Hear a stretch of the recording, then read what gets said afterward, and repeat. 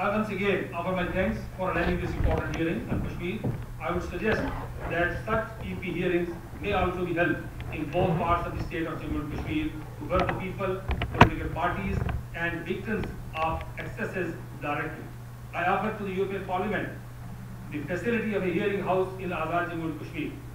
I had also made an offer to Mr. Ahmed, then chairman of the Foreign Relations Commission of the European Union, when he, with Mr. James Ellis, MEP, had visited us on my invitation in January 2007 for a European Union symbolic presence in Azad Jammu and Kashmir. That facility can increase the frequencies of our mutually beneficial, multi-sectoral, interactive approaches. We seek solution of Kashmir dispute. We seek peaceful, negotiated solution guaranteeing aspirations of Kashmiris. We seek the role of European Union, European Parliament. We wish to see peace and security return to South Asia.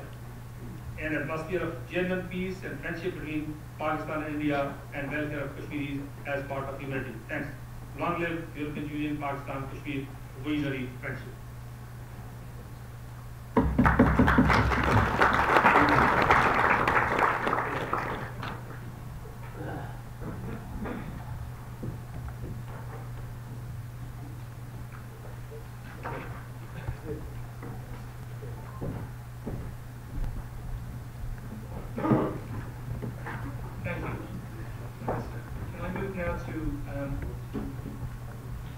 Ambassador Jilani, Ambassador of Pakistan.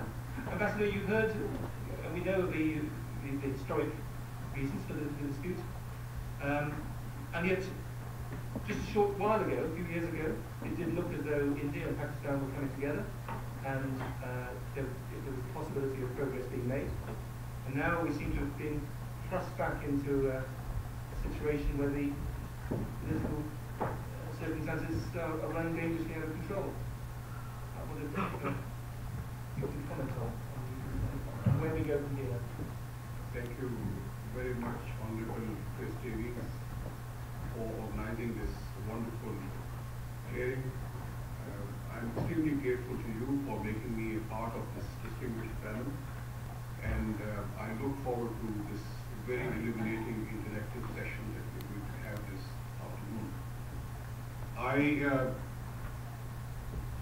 I'm going to speak on the nature of Pakistan-India relations and the peace process that we had initiated a couple of years ago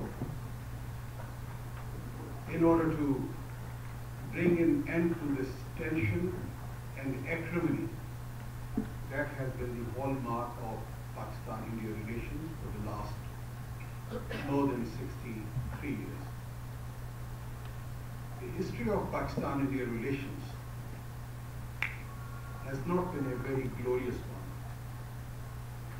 It has not been a glorious one, mainly because of the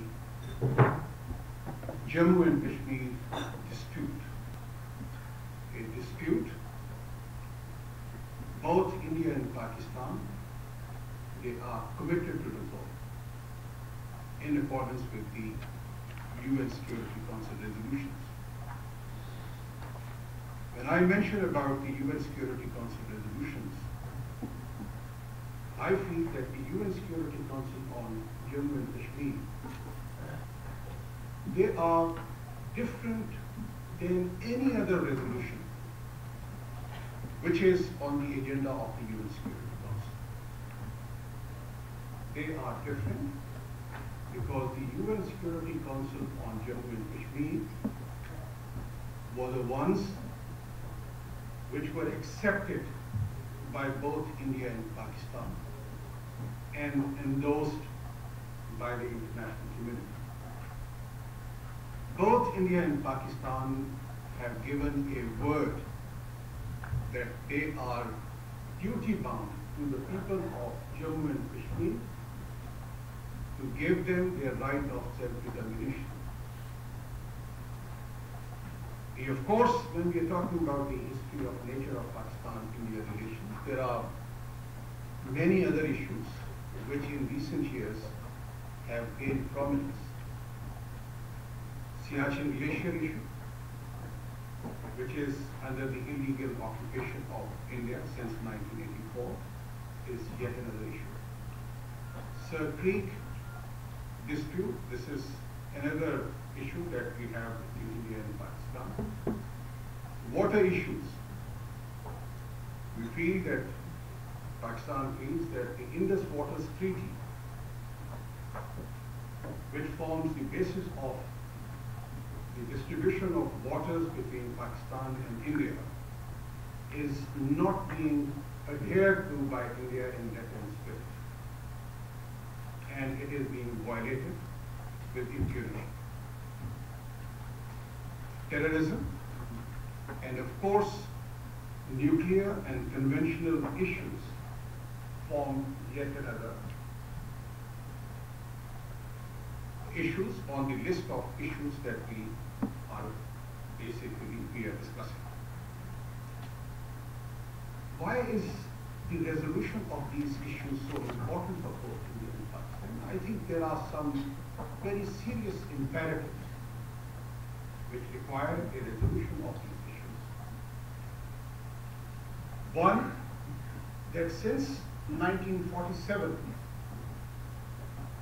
both India and Pakistan, they have tried to manage their relations. Both India and Pakistan have tried to normalize their relations. Series of dialogues had taken place to resolve those issues, but somehow the normalization process remained incomplete.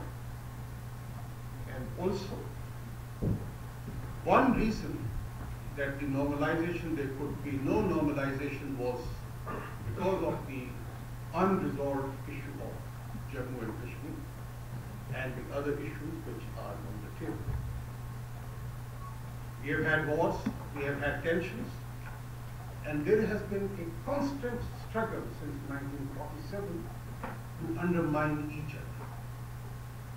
Both India and Pakistan, we have tried to demonize each other, and without any results, because the issues, they remain issues,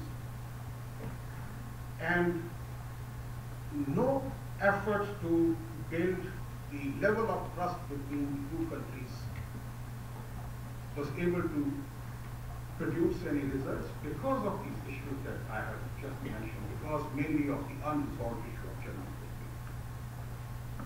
Kashmir. However, there is a realization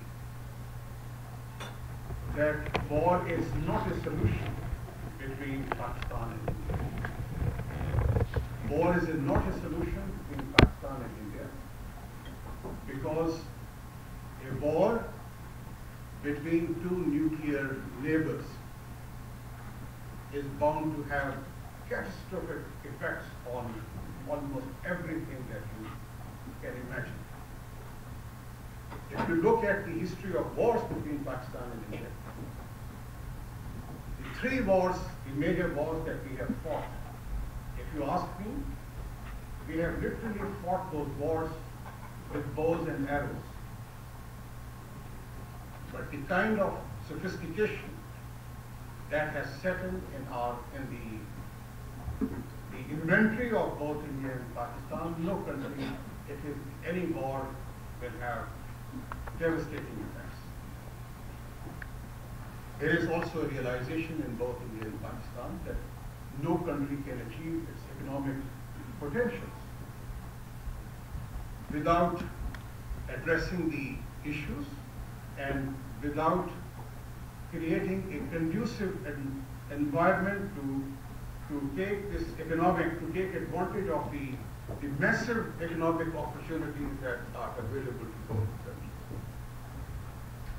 I remember that when I was posted in India many years ago, those were very tense times in our relations, and I'm talking of the period from 1999 till 2003.